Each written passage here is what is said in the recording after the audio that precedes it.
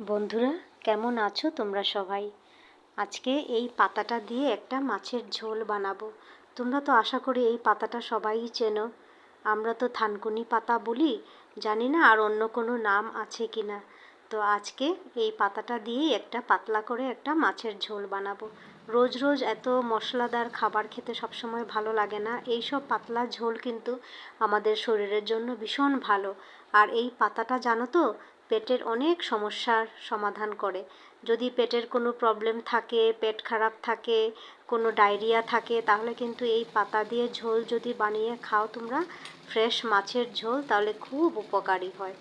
তো আজকে আমি ভাবলাম এই মাছের ঝোলটা এই পাতাটা দিয়েই বানাবো। আর এইটা বানাতে তেমন মশলা তেমন কিছুই লাগে না। তো আজকে আমার ফ্রিজে শুধু আলুটাই ছিল আর কটা ব্রকলি ছিল। ভাবলাম তাই দিয়েই আজকে মাছের ঝোলটা বানাবো।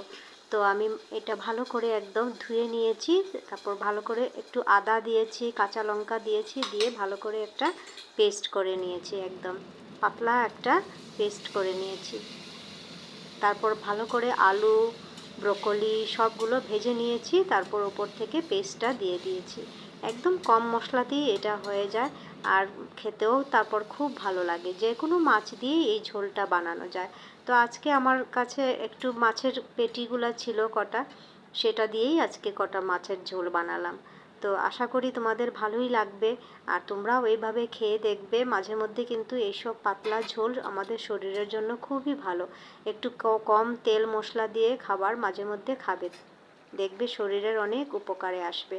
আর এই পাতাটা তো অনেক গুণ আছে, এই পাতাটার পেটের জন্য খুবই ভালো। বাচ্চাদেরকে মাঝে মধ্যে এই পাতার দিয়ে ঝোল বানালে খুবই ভালো লাগবে। আর এই পাতাটা দিয়ে শুক্তোটাও ভালো লাগে। তো আমি আজকে এমনি একটা পাতলা মাছের ঝোল বানালাম। তো দুপুরে আমি এটা দিয়েই খেয়েছি। আর তোমরা এভাবে বানিয়ে খেয়ে দেখবে, আর আমাকে অবশ্যই জানাবে কমেন্ট করে তোমাদের এই পাতার ঝোলটা কেমন লাগে। তো আমি আজকে দুপুরবেলা একটু লাল শাক আর একটু পালং শাক দুটোই মিক্স করে বানিয়েছিলাম। খেতে বেশ ভালো লাগে। আমার শাক ভাজাটা প্রথমে খেতে ভীষণ ভালো লাগে, তারপর একদম পাতলা এই মাছের ঝোলটা দিয়েই আজকে খেলাম। রোজ রোজ আর এত তেল মশলা খেতে একদমই ভালো লাগে না। আর এখন তো সামনে গরম পড়ছে, তো এইভাবেই হালকা পাতলা ঝোলটায় ভালো লাগে। আর এইটা আমার কিন্তু সবচেয়ে ফেভারিট আমার খাবার। আমি ছোটোবেলা থেকেই এই দুধ আর কলা দিয়ে ভাত খেতে ভীষণ ভালো লাগে।